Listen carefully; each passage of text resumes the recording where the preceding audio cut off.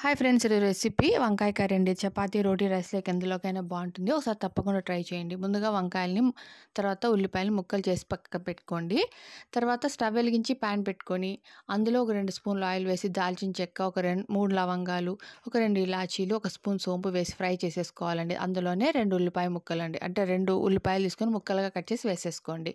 అవి ఫ్రై అయ్యేటప్పుడే ఒక 4 జీడిపప్పు, ఒక 2 టమాటాలు కూడా కట్ చేసి వేసేసుకోండి. వేసుకొని ఫ్రై చేసేసి లైట్‌గా దించి చల్లార్చుకొని మిక్సీ జార్‌లో పేస్ట్ చేసేసుకోండి. తర్వాత వంకాయ ముక్కలనండి డీప్ ఫ్రైకి సరిపడా ఆయిల్ పెట్టేసుకొని, ఆయిల్‌లో ఒక 50% ఫ్రై చేసుకొని దించి పక్కన పెట్టుకోండి. తర్వాత స్టవ్ పైన ఇంకో పాన్ పెట్టుకొని ఒక 3 స్పూన్లు ఆయిల్ వేసుకొని, పోపు దినుసులన్నీ వేసుకొని, మనం గ్రైండ్ చేసిన మసాలా పేస్ట్ ఉంది కదండీ! అది కూడా వేసి ఫ్రై చేసేసుకొని, అందులో పసుపు, ఒక స్పూన్ కారము, తర్వాత కర్రీ కారం దొరుకుతుంది కదండీ! అది కూడా ఒక స్పూన్ వేసేసి ఫ్రై చేసేసి, దించుకునే ముందు వంకాయ ముక్కల్ని కొంచెం కొత్తిమీర కూడా వేసేసి బాగా కలిపేసి, కొన్ని నీళ్ళు వేసి ఒక 5 నిమిషాలు ఉడికించి దించేసుకోవడమే.